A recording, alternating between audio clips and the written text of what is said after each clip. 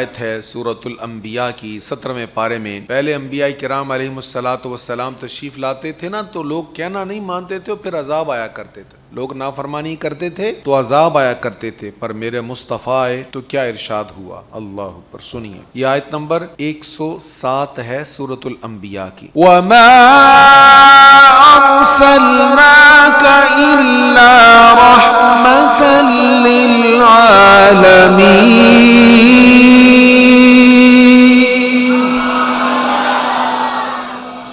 اور ہم نے آپ کو تمام جہانوں کے لیے رحمت ہی رحمت بنا کر بھیجا ہے.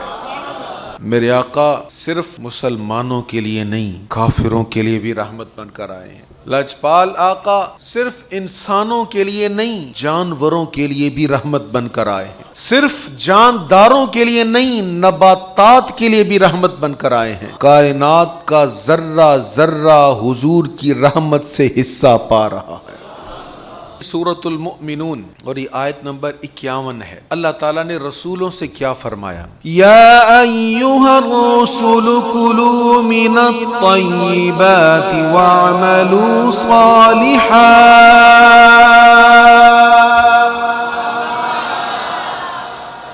اے رسولو، پاک چیزوں میں سے کھاؤ اور نیک عمل کرتے رہو. بھئی جو رسول ہوتے ہیں، جو انبیاء ہوتے ہیں، یہ پاک ہی کھاتے ہیں، بلکہ جو یہ کھاتے ہیں وہ دلیل بن جاتا ہے کہ انبیاء نے کھایا ہے لہٰذا یہ پاک ہے.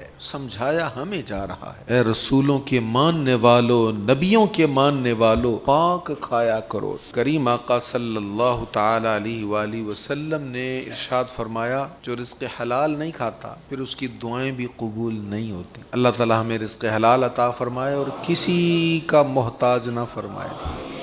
اس سے آگے اللہ تعالیٰ نے اپنے حبیب علیہ الصلوۃ والسلام سے ارشاد فرمایا کہ آپ مومنوں سے کہہ دیں، مومن مردوں سے بھی کہہ دیں، مومن عورتوں سے بھی کہہ دیں. کیا کہنا ہے؟ آپ مسلمان مردوں سے کہیے کہ اپنی نگاہیں نیچی رکھیں اور اپنی شرم گاہوں کی حفاظت کریں، یہ ان کے لیے بہت پاکیزہ ہے. بے شک اللہ ان کاموں کی خبر رکھنے والا ہے جن کو تم کرتے ہو. دیکھیں، شرمگاہ کی بات بعد میں ہے، نگاہ نیچے رکھنے کا حکم پہلے ہے. ہم نگاہوں کو محفوظ نہیں کرتے. ہم کہتے ہیں بھئی نگاہیں دیکھنے کے لیے ہے، تو جو چیز دکھ رہی ہے، جو اپنا آپ دکھا رہا ہے، اس کو دیکھنا چاہیے ہمیں. بھئی جس نے دکھایا ہے اس نے دکھا کر گناہ کیا، اگر ہم دیکھ رہے ہیں تو ہم دیکھ کر گناہ گار ہو رہے ہیں.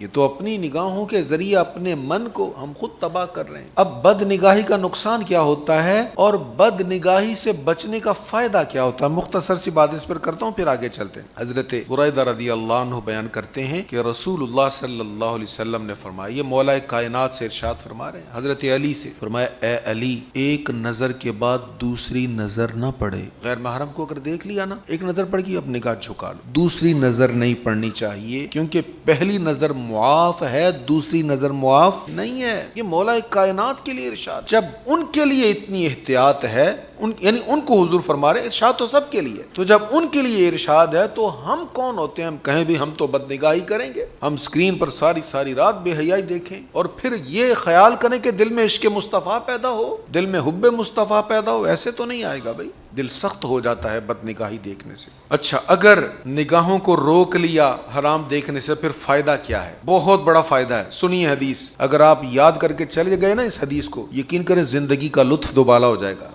زندگی میں مزہ آ جائے گا، سجدوں میں سرور آ جائے گا. حضرت ابو امامہ رضی اللہ عنہ بیان کرتے ہیں کہ رسول اللہ صلی اللہ علیہ وسلم نے فرمایا، جو مسلمان کسی عورت کی طرف پہلی نظر پڑ گئی اور اس نے نظر کو نیچے کر لیا، فرمایا اللہ اس کے لیے ایسی عبادت پیدا کرتا ہے جس میں مٹھاس ہوتی ہے.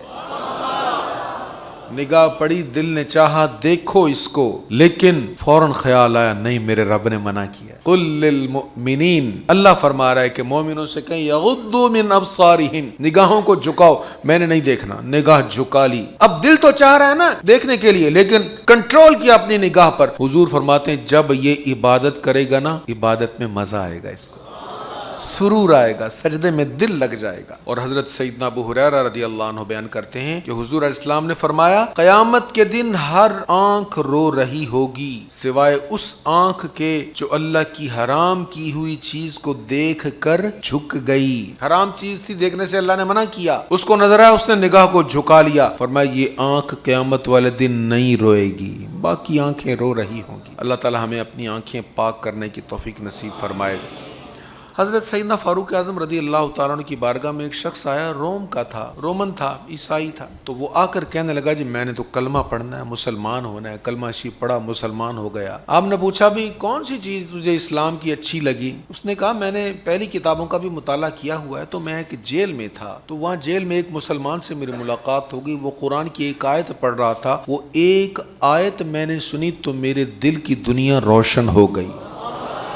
میں نے کہا یہ کلام کسی جھوٹے کا نہیں ہو سکتا، وہ آیت سن لیجئے، یہ آیت نمبر 52 ہے سورۃ النور کی۔ وَمَن يُطِعِ اللَّهَ وَرَسُولَهُ وَيَخْشَ اللَّهَ وَيَتَّقْهِ فَأُولَئِكَ هُمُ الْفَائِزُونَ۔